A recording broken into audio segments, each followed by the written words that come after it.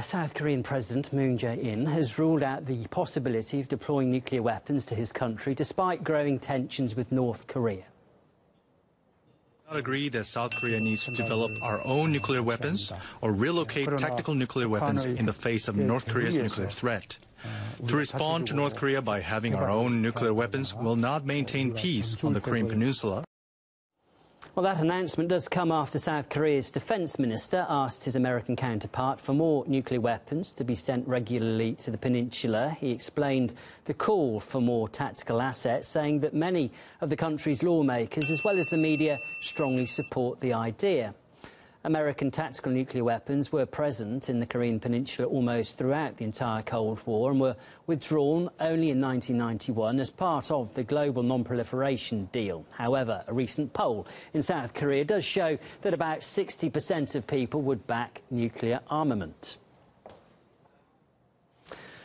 And there's been a similar debate on the recent deployment of American anti-missile launchers too. The system known as THAAD caused huge protests as demonstrators clashed with police at the base now hosting the military equipment.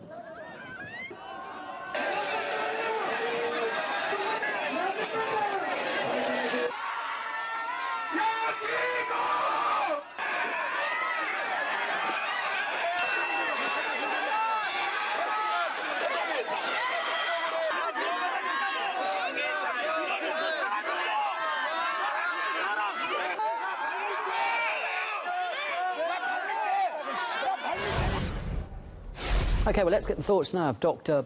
Park Nung-wong. He's a senior lecturer in politics and international relations at Bath University and joins us now. Good evening to you. Thanks for coming on to RT. How do you think Washington will react then to this statement that South Korea doesn't want American nukes on its soil? Well, I think President Moon has been caught in difficulties since he resumed power in May. Now, originally, he suspended the U.S. anti-missile defense system in June. However, because of the continuous provocation from North Korea and the recent nuclear threat posed by Pyongyang, he had no choice but to reinstall the U.S. anti-missile defense system onto the Korean soil. Yeah, and I think this is the situation that he's been caught into. So recently, he called for this decision not to invite more nuclear armament into the Korean soil. I think this is basically the bottom line he has articulated. Yeah, they've obviously drawn a line there. What is South Korea's strategy, do you think, for dealing with this crisis? Are they balancing their own interests and trying to sort of balance the interests of the US as well? What's your take? Yeah, I think President Moon, he needs to ascertain the bottom line of North Korea in the first stance. Now, we used to debate about what is the motivation of North Korea on this. Well, we have a camp saying that North Korea is using this missile test and nuclear threat to bargain for more economic and financial resources for its own economic development so that the Pyongyang regime will continue to perpetuate. Now, however, on the other hand, we have a camp saying that Pyongyang is determined to develop nuclear weapons, whatever the situation is. So anyway, this is the long-term national development plan. Now, I think President Moon, he needs to determine this very clearly with China and Russia.